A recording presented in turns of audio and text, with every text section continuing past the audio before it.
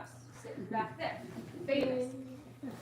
And he was telling me about soundscapes. We were discussing the changing natural soundscapes. And he pointed out that this created a very different sound, having the Klamath Basin be blocked up as it was. So I remembered that, I remembered how cool that was, and then immediately in the paper, I got to read about how that was going to change. So then, Stephen Most came up to us and said, hey, I'd like to talk about my book, the second edition's coming out. I said, well, there we go, we've got a good conflagration going on here. So Stephen Most is a Berkeley playwright, a filmmaker, and an author. So it's a lot of hats to wear, right? And you end up knowing a bunch of different situations. He's just told me that his second edition of Wilder Than Wild about forest fires is coming out shortly. So as he goes, he's just updating all of this. I'm very happy to hear it. I think right now it is really easy to look at the future and see things that are going to be harder to protect, see the natural world around us being significantly changed without the help that it needs. So that's scary, and it's hard to look at the world and feel like we failed everything. But I think it's very valuable to look at what we have done well. So Stephen's going to talk to us about what we have done well, what we can hope for in the future, and how things will make it work for the natural world. So if you could get him around to the flag.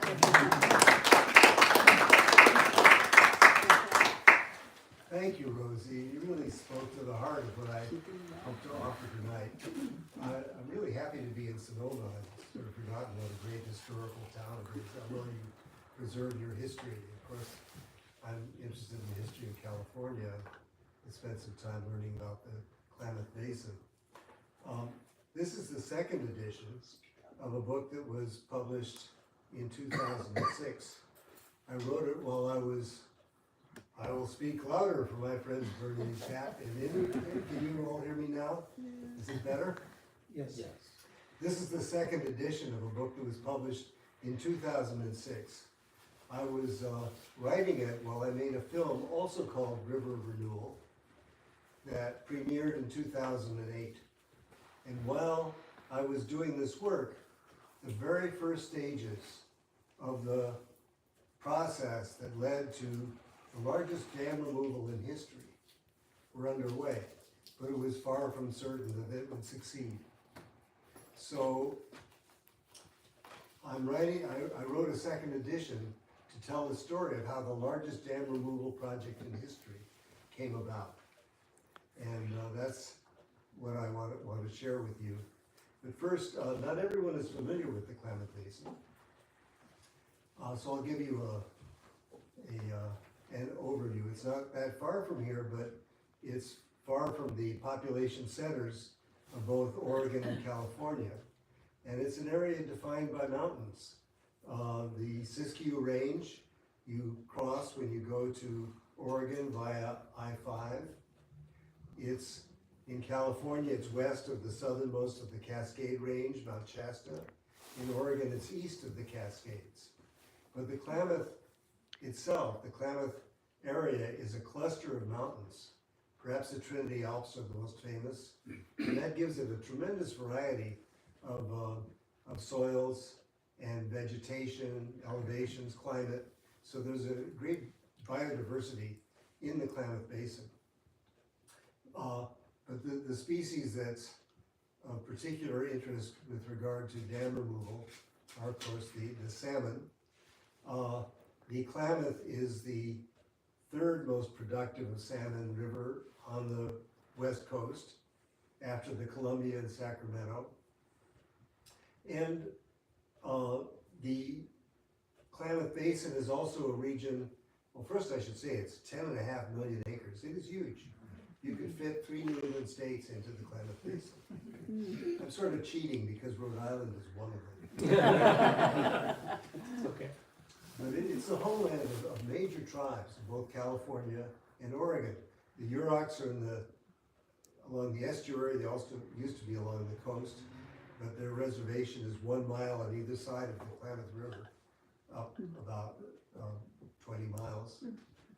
The Hoopa live on either side of the major tributary, Trinity River, in Hoopa Valley. Upriver of that confluence are the Karuk. In the upper basin in Oregon live the Klamath, Modoc, and Yehuskan snake tribes. So it's Indian country. They're the largest minority by far. The Yurok themselves have 5,000 members, at least. I haven't counted recently. It's also an area, especially in the upper basin, of ranching and farming.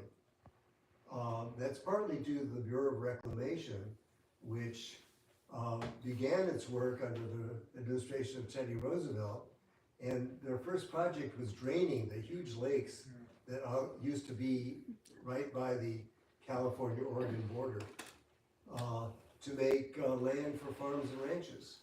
And those lots, were given by lottery to veterans of both World War I and World War II. So you have generations of farmers and ranchers up there. It's also, of course, a place for sports, fishing and hunting and other forms of recreation. And the salmon of the Klamath are important as well to the commercial fishing industry. In addition to all of this, more than 50% of the Klamath Basin is managed by federal agencies, the Bureau of Reclamation, but predominantly the Forest Service, which has a number of national forests in this 10,500 acres. So it's a huge area, and I wrote the history in the first edition, then realized history was still happening, and I had to add to it. One really interesting thing about this area historically is that it was one of the very last places where indigenous people encountered non-Indians. That happened in the 1840s. That's only 180 years ago. And the tribes have managed, against all obstacles, to maintain a lot of their cultures in this time. There were very serious ups and downs, but culturally, I'd say they're thriving right now because of the dam removal and watershed restoration, which I'll tell you more about. But the history, of course, one of the major events that changed everything was the gold rush, and that led to killings of Indians, massacres of villages. And after the gold rush, there was a war of extermination that was aimed at the Shasta tribe. After that, in the 1870s, the Modoc War, in which about 20 Modoc families were under siege in the lava beds by 1,000 soldiers. A war that lasted 6 months and ended with the hanging of the Modoc leaders and ethnic cleansing of Modocs from their homeland. That's the 19th century, and in the 20th century,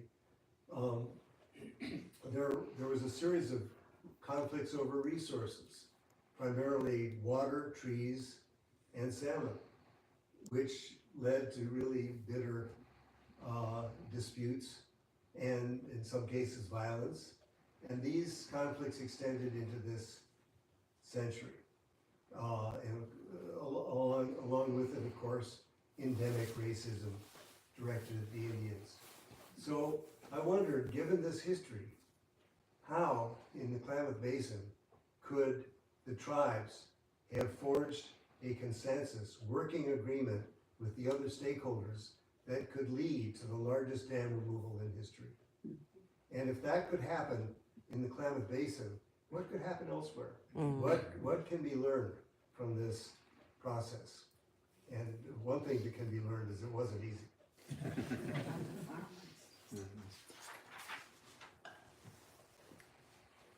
So back then, the political work was just beginning, as I mentioned, and there was a culmination just last month.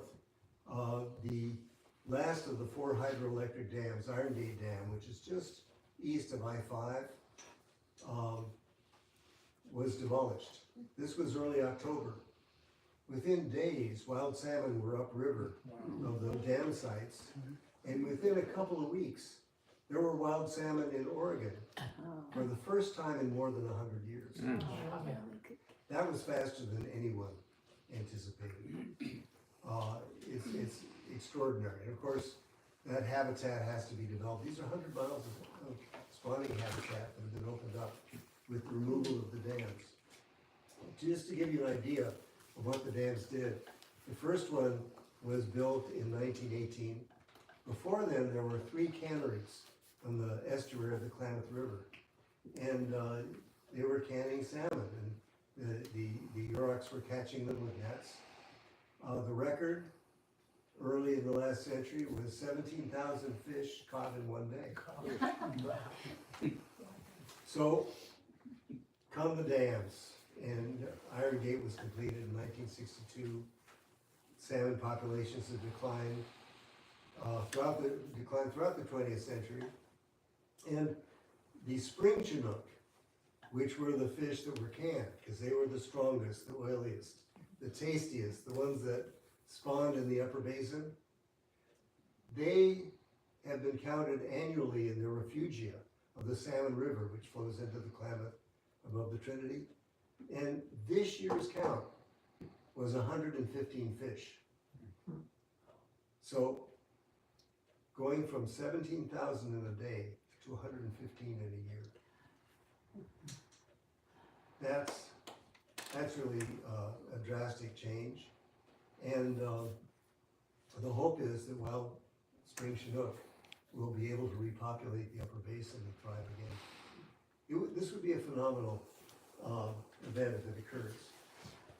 So I'm going to read a few passages from the book. I want there to be time for Q&A.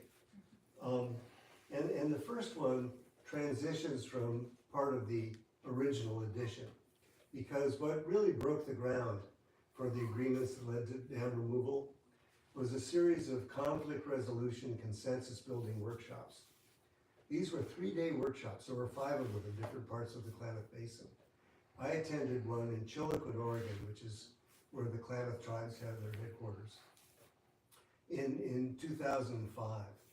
And these were called Chadwick sessions because the facilitator, Bob Chadwick, had developed this method of conflict resolution and consensus building. So I'll pick it up at the very end of the 3-day workshop in Chillicote.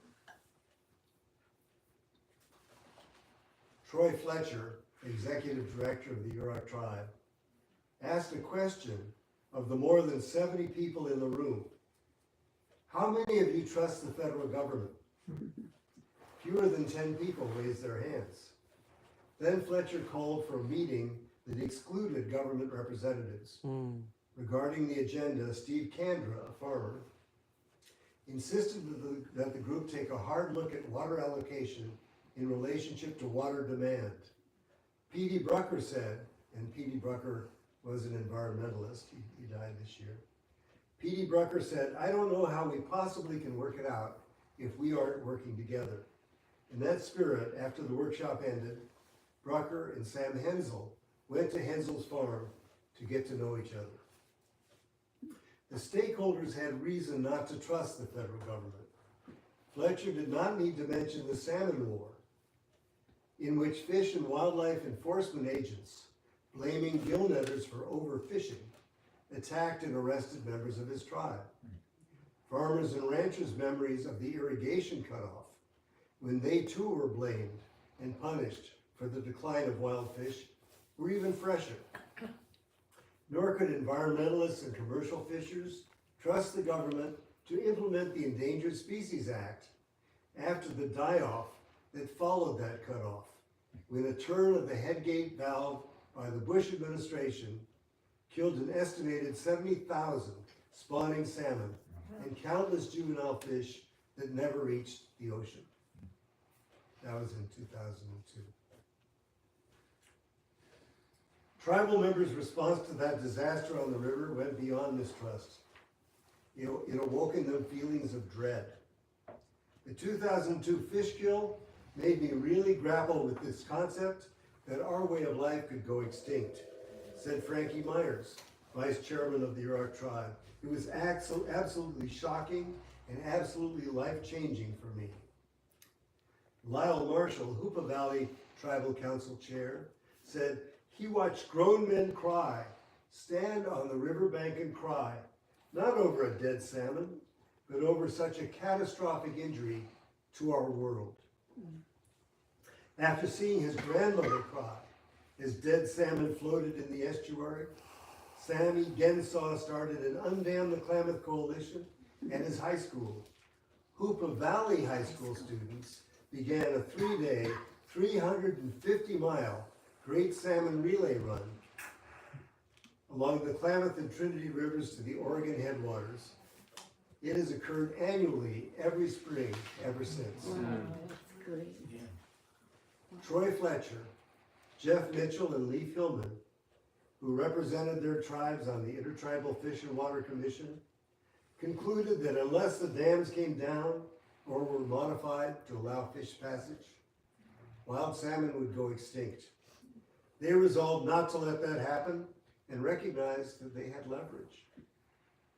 The dam's federal licenses were to expire in 2006. Relicensing is the decision of FERC, the Federal Energy Regulatory Commission. How to prevent that or force Pacificor to provide reliable, long-term fish passage was the challenge they took on.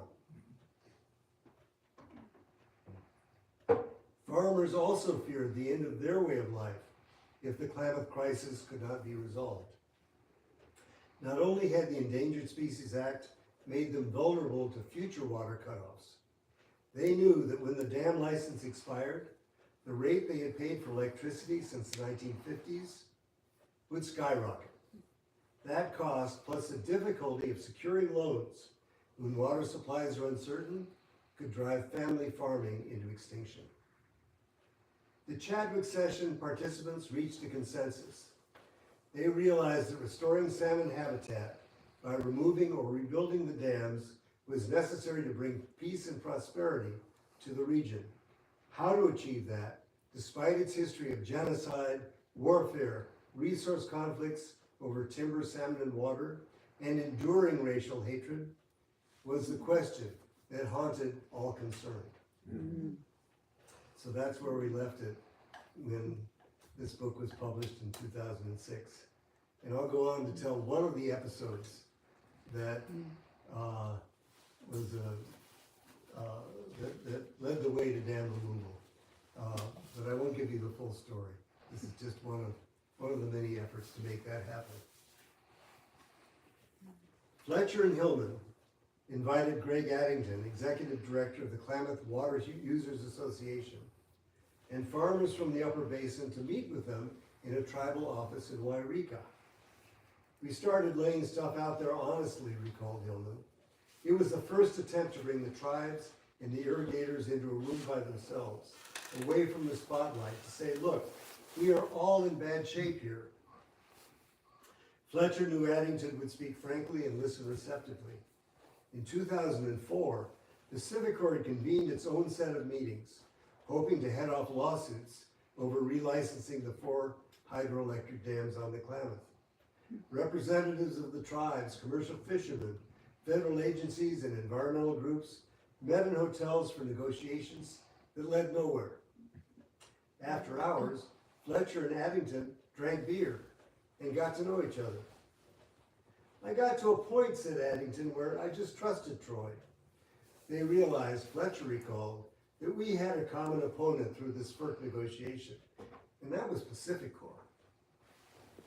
The tribes took Pacificor on directly.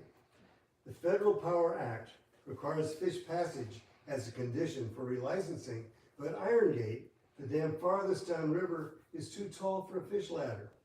Salmon would have to be trucked around it. Mindful of the long history of broken promises to their tribes, Fletcher, Hillman, and Mitchell did not expect Pacificor to honor that requirement indefinitely after FERC renewed the license. Dam removal, they concluded, was the only option. It would take performative politics to make that happen. There's a crook story about how Coyote freed salmon for the people. 2 women imprisoned all the fish in a pond inside a cave. How am I going to fix it? Coyote asked himself. He made a strip of alder bark resemble a salmon, smeared deer marrow on it, and walked to their house. The women were cooking acorns.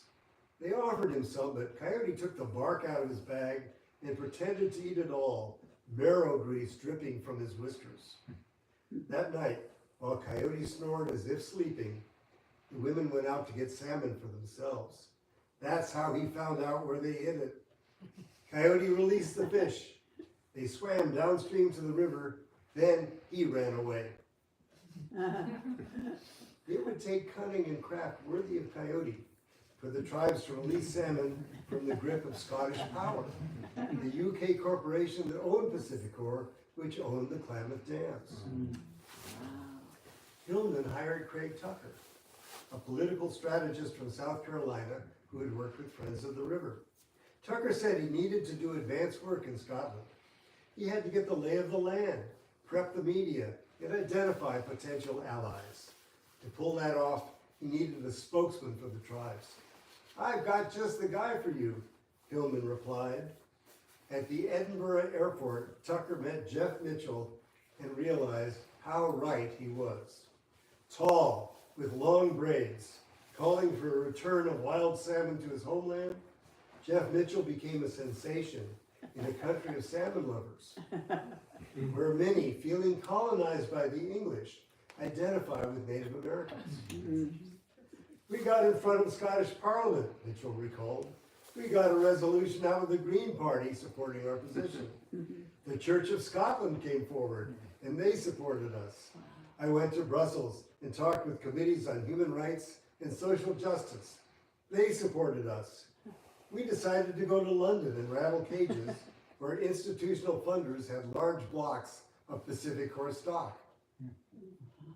Having netted powerful allies, Mitchell, Tucker, and Glenn Spain of the Pacific Coast Federation of Fishermen's Associations, who lobbied London investors with them, were ready for showtime. A band of Klamath Basin Indians performed outside a stakeholders meeting in Edinburgh, dancing, drumming, and singing. The media attention they attracted ruined the company's environmental image. What was worse from the perspective of Scottish power? Members of Scotland's parliament sought to keep the country's reputation from being harmed by stripping the word Scottish from the corporate name. The Indian celebrity might make that resolution actually pass. Tucker began to smell victory. He expected a shareholders' resolution to remove the dams. Instead, Scottish Power sold Pacificor to Warren Buffett's Berkshire Hathaway. This was a devastating outcome, he recalled. You got this massive Berkshire empire, of which Pacificor is a slice, of which the Klamath Dams are a slice. It's like this tiny, almost insignificant piece of the pie. The tribes were determined to succeed no matter what the obstacles. As Tucker saw it, other Americans are used to going to a place, exploiting the hell out of it, leaving behind a mess, and we just go to the next place. For Native people the world over, it doesn't work that way. They believe they're put on a place to take care of it. They're not going to kill all the salmon and go out to the next river. That's not it. During the Chadwick groups and Pacificor meetings, tribal leaders managed to have difficult discussions with farmers and other regional stakeholders. They had personal conversations and built some trust. But a formidable upriver struggle lay ahead. Could a basin-wide alliance be formed? If there were an alliance, could it get support from state and federal governments for dam removal? And if that happened, could their combined political pressure make Buffett release Klamath River water from his corporate cave? So there are more episodes that on the path to dam removal.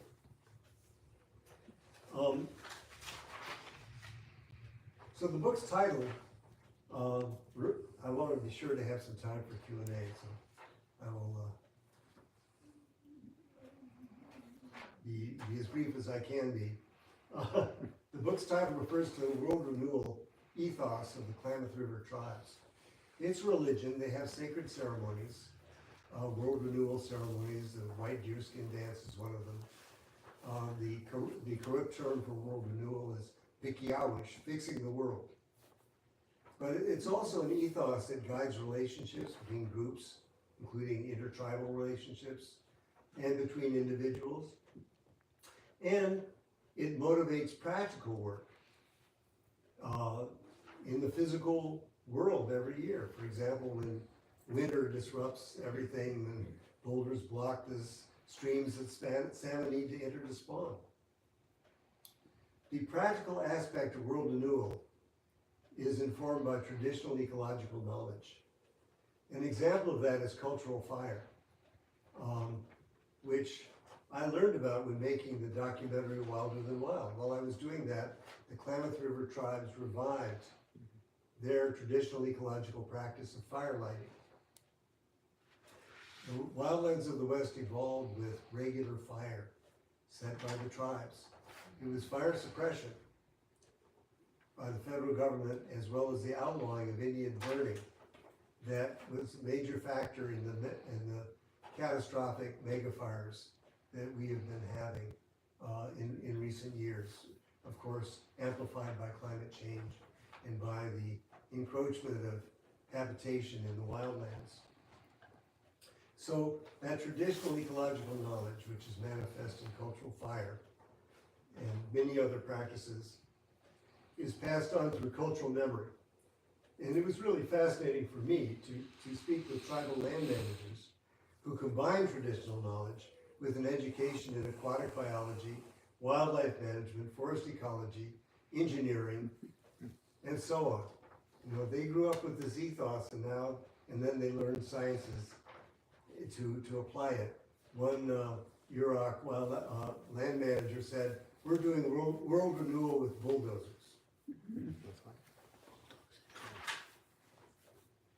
So I'll read a passage about ecological restoration, and I think after that we'll have some time to talk.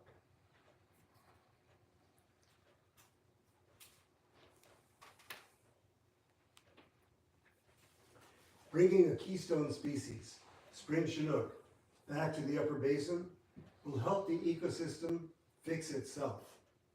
Yuroks reintroduced another keystone species, the condor, on the lower Klamath. Tiana Williams, who manages the tribe's wildlife department, told me a story about the condor that conveys a fundamental ecological concept.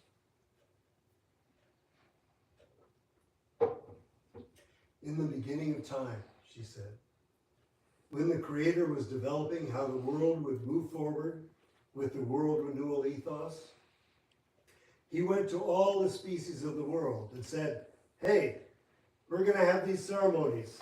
I need this prayer. I need this song. Who will help guide them?" Everybody immediately started jumping up and singing, trying to catch his eye so their song would be chosen. But Condor didn't step up. He doesn't sing particularly well. He hisses and grunts. He isn't exactly pretty. He has a bald head. So he refused to sing. But the Creator looked into his spirit and said, "No, I want to hear your song. You have a kind heart. You've flown over the whole world. You can fly higher than anybody else. I know you've got a song in there." Condor comes over and hisses and grunts, but the Creator hears the spirit of that song and sings it back to him, and it is the most beautiful song that has ever been heard or sung. Williams explained, if you have a healthy environment for condors, you have a healthy environment for everybody. Condors like big open prairies. We're going to reestablish our prairies through selective harvest and through introduction of fire and removal of invasive species. Ungulates like deer and elk thrive in those prairies and in edge zones where you can have a lot more biological diversity. Old growth redwood forests that condors nest in are also good for marbled burlap and Humboldt Norton. So we've got this vision of what a beautiful and perfect world for condors is. And really, it's a beautiful and perfect world for everybody. It's this target for world renewal and restoration. Returning salmon to the upper basin requires a condor's eye view. According to Brad Parrish, the task involves reconnecting the features on the landscape that allow water throughout the basin to function naturally, to clean itself, to store itself, to slowly release itself in the summertime. Parrish, the Klamath Tribe's water rights specialist, warned that if we're just focused on where the fish are at, we're not addressing the issues that restoration requires. You have to give the river what it needs. You have to look at the system as a whole. Neither the survival of condors reintroduced within the river canyon, nor of spring Chinook returning to the headwaters can be assured. For condors, lead poisoning is the major cause of death. They are scavengers, and any carcasses they feed on were felled by lead bullets. Although 30 states, including California and Oregon, regulate the use of lead ammunition, and although they not only poison wildlife, but also humans who eat game, toxic bullets are still widely used. According to the U.S. Fish and Wildlife Service, between 10 and 20 million wild animals die every year of lead poisoning. Hunters use them out of ignorance, or refusal to discard old ammunition, or resistance to any limitation on what they consider gun rights. Like corporations that dismiss the environmental damage they cause as externalities, some hunters take no responsibility for diminishing wildlife populations. The reestablishment of spring Chinook in the headwaters depends on a number of factors. Some go beyond the scope of watershed restoration. Dearth of nutrients that feed salmon in the ocean, lack of precipitation during drought years, and climate change, which heats the waters and exacerbates the effects of drought. That said, increasing the extent and resilience of their habitat gives wild salmon a fighting chance, even in the worst of times. Having evolved over millions of years, their DNA is hardwired for adaptability. And we've seen the result of that. The salmon that hadn't been in the upper basin for more than 100 years going right there once the dams were down. So we have some time now to talk. If you have questions or comments, I'd love to hear from you. Bernie. Bravo, Steve. Great Thank work.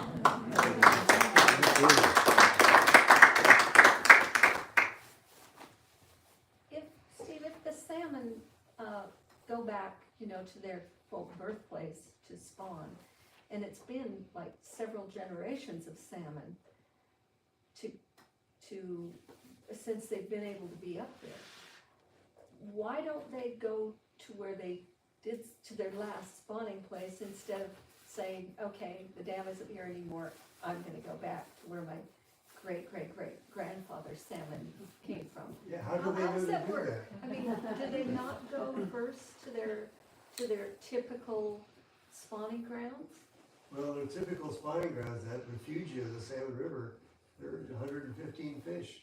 So, and I should say that the salmon that went upriver, the dam sites, those are fall Chinook, which now have much more habitat, but they're not the ones that went all the way to Oregon. But one, just at least one, said, okay, it's open, I'm going there. It's amazing, yes. Also, I think, I was just talking to a salmon person like this last weekend. Every watershed has its own smell or some sort of characteristics. So I think that the essential thing is salmon go back there. So like, even talk about how if they dump gravel in to make spawning beds, they won't use it the first year because it smells different. But then over time, it gets the smell of that watershed, and so then they start using it. So I think the main thing is they go back to a watershed, and then they probably swim up until they feel like spawning. They're not going back to a specific spot in that watershed necessarily. They found their home watershed, and they just So do you think it's explore more it. route based than olfactory memory over generations? There is definitely something about whether it's the taste or the smell or something because of that new gravel they won't use. Right. But it may be more than that as well. There's probably geographic memory, kind of historic memory is kind of baked into their DNA. But certainly there's that smell component. Yeah, it's really extraordinary, and that's an interesting way to look at it. Certainly they do smell their home river. And the lack of salmon has affected commercial fishing in the ocean. Because salmon, the Columbia River, the Sacramento River salmon, the salmon that spawn in tributaries in rivers in Oregon, they all mix together in the ocean. So when one species is in serious decline, all salmon fishing has to be curtailed along about 700 miles of the west coast.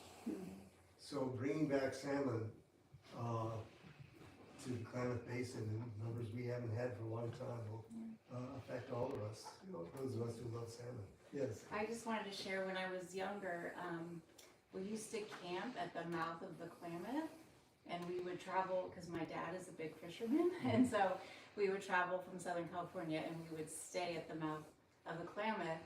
And I mean, I remember seeing so many fishermen on the riverside and just lined up, and people just catching tons of salmon. And that was just part of my childhood, was just watching that happen. It was really, it's so interesting to learn more about the space that I had, been a part of and watched happen. So, Yeah, there were just hundreds of oh yeah, fishermen right there on Yeah. the north. my dad was there. And they were very upset when the Supreme Court recognized that the Yurok had a right to catch salmon because California had outlawed it, and so they were fishing at night and secretly, and Raymond Matz refused to pay the $1 fine and acknowledged that what he was doing was illegal. It went all the way to the Supreme Court. And so Indians were fishing openly, and all those commercial fishermen, some of them very wealthy, very powerful individuals, were upset. And the result was a Fish and Wildlife Service operation with SWAT teams, with armed agents on jet boats attacking Indians who were putting their nets out. They created a court of Indian offenses. So that's one of the stories that I witnessed that as a reporter and wrote a play about it, and that's an episode in my film Renewal. Of course, I tell the oral history of that in this book. But the sports fishermen reconciled with the tribes to some extent because they realized they had a common interest, and certainly the commercial fishermen did too. Because the first thing that the Yurok did when they got their federal recognition reinstated and were able to form a government was hire a fishery biologist. Troy Fletcher, whom I mentioned, was their executive director. And so a lot of the scientists in the Klamath Basin are tribal members and tribal employees. That's what my brother graduated at Humboldt State as a fisheries biologist, and now he works for one of the tribes in Crescent City, which is where I'm from. So, yeah. There you go. Yes, please. How did things resolve with the farmers? That was my question. Okay, well, there were some really tragic events that led to this. One was called the Water War in 2001. The tribal biologists saw that the coho salmon was in severe decline, and that triggered the Endangered Species Act, which led a judge to tell the Bureau of Reclamation they had to severely cut off the water for the farmers and the Bureau of Reclamation Klamath project. So that this happened in April, all of a sudden they couldn't plant. And the farmers suffered, they lost their livelihood, attracted right-wing militias. It was a big event. And the Bush administration wanting to win that Senate seat. The Senate was divided 50-50 at the time. Ignored the biological opinions for the next year and gave the farmers all the water they wanted. What happened the next September was a die-off, which I mentioned, of 70,000 or more spawning salmon in the estuary, which was tragic for the tribes and sports fishermen, but also a few years later for the commercial fishermen who weren't able to fish in the ocean. So everybody was suffering. And I think they realized it's kind of and different communities supported each other, sent food. And I think people realized that we're not just part of this separate economic community. You know, we're all part of this Klamath Basin, and we're going to be at each other's throats for the rest of our lives unless we work things out. So part of the initiative came from a rancher and an employee of the Bureau of Reclamation. Every 2 years there's a symposium, mainly of scientists, to talk about what's happening in the Klamath Basin, but also representatives of different agencies and leaders among the different communities. And one rancher, who's also a poet, said, well, we've got to find a new way to talk to each other. And he brought in Bob Chadwick, and these were really emotional, these 3-day sessions in which people talked about, you know, what they feared would happen, what they hoped would happen. And they came to a consensus that the future of their region depended on taking the dams down and restoring the watershed. It's not just for the sake of, you know, environmentalism, it's for their mutual peace and prosperity. So I think it's a really profound thing that happened in the Klamath Basin. I'm glad I get to tell that story. Yes, please. Stephen, a couple things. The California Academy of Sciences has a new exhibit on California, and among other things, it focuses on the relationship between indigenous tribes and as you point out, and biologists today, and one of the tribes that's talked about is the Yurok and the California and if anybody wants to read a little bit more about condors, there's a book out called Feather Tales, and it's a biologist that tells personal stories of her work releasing condors into Arizona and Utah, as well as the peregrine falcon and the Hawaii crow. So Feather Tales, is find it at your library or buy it here at Reader Book. Good. Thank you. I'll go to the California Academy of Sciences to see. It's a good exhibit. When you go there, there's a lot of QRs and a lot of video screens that most people don't take the time to read or look at. But that's where the action is, especially the real relationships between indigenous life and the state of California right now. It's changing in very well. The exhibit is the California. I have to work down here, so their main mission is to try to figure out a way to help regenerate the planet, and they're starting with California, of course, because if they can solve California, you can solve everything, I suppose. But anyway, thank you. It was a great talk. Well, thank you, and I'll just give a couple of instances of this changing relationship between the state and the tribes. When I was making Wilder Than Wild, I interviewed the chief of CAL FIRE, Ken Finlock, and that was the first year that CAL FIRE was working with the Yuroks who were doing cultural burning. And Finlock said to me, working with the tribes completely changed my idea of what the mission of CAL FIRE is. I thought it was entirely about fighting fire, but you know, we need to be lighting fire. Yeah. We need to change the conditions in which fire occurs. So that was an important realization for the head of CAL FIRE to say that. Another significant event which we can watch in the years to come. I mentioned the war of extermination against the Shasta. And so the descendants, the contemporary Shasta are all descendants of the women who cohabited with minors. those were the ones who weren't killed. So there are still some Shasta, they, of course, intermarried with Karuk and other tribes. Well, their homeland is, or was, where the dams and reservoirs were. And that land is now being managed by the Klamath River Renewal Corporation. I think they stole the name from my book. But by 2030, it will go back to California and a little bit of it to Oregon. Governor Newsom said that he will provide 3,000 acres to the Shasta so they can have some land and rebuild their traditional life. So this is the sort of thing that would not have happened a couple of decades ago. Yes, please. Oh, me? Okay.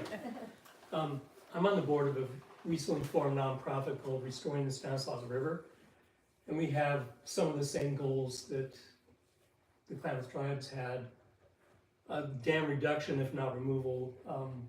This happened on the Stanislaus in late 1970s, early 1980s when New Melones was built, which never should have been built. Yep. It's never delivered on its promises. And so we're trying to do what we can to bring people together to restore that watershed, which means bringing in the native tribes, which we've already done, and working with obviously local landowners and farmers and doing things like groundwater renewal and beavers up in the high country and all the different things we can do to try to create a better situation in that watershed. So I have information here if anyone's interested. But I'm going to be reading your book very closely to see if you've got lessons that we can take to help us. Well, as I said, one lesson is that it's hard. Oh, But- yes. But it also involves a lot of people working well together. And with many different skills, many different kinds of education, you need really an ecology of people to restore the ecology of the river.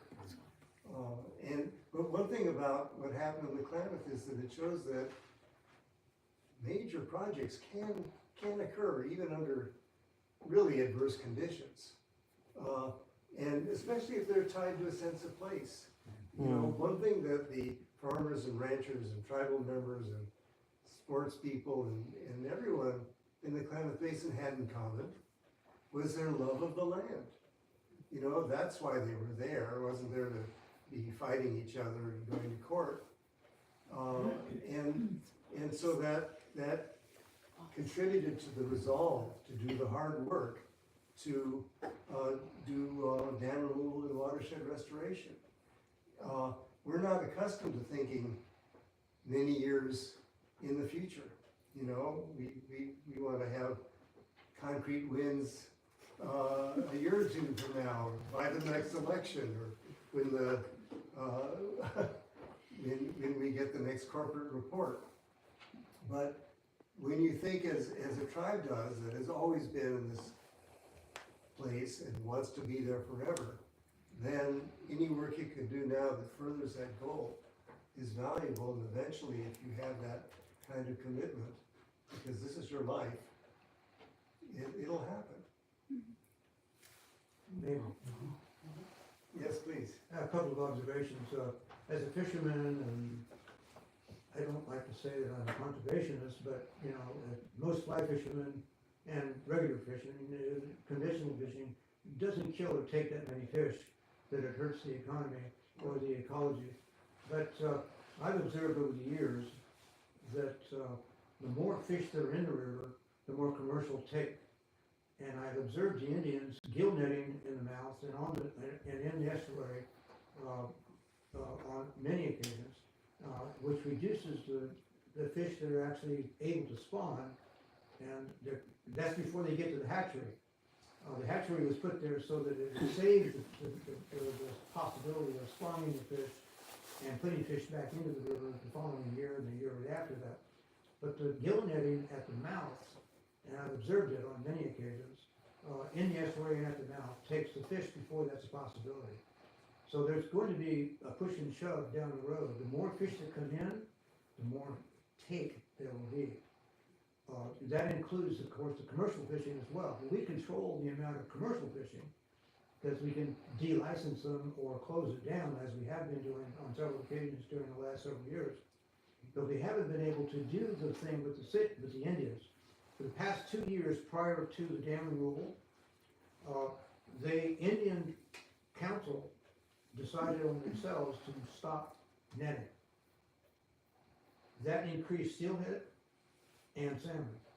And every year we fish a little ways upstream, well, no, the long ways upstream, I'm sorry, near I-5. The population of fish that managed to get to the Cockcoat Dam and the fish ladder, not fish ladder, but ladder that goes into the hatchery, was enormous increase, primarily because there was no netting. The available fish that were available managed to get up there.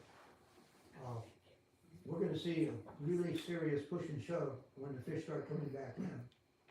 The Indians will start doing a lot more, take a lot more.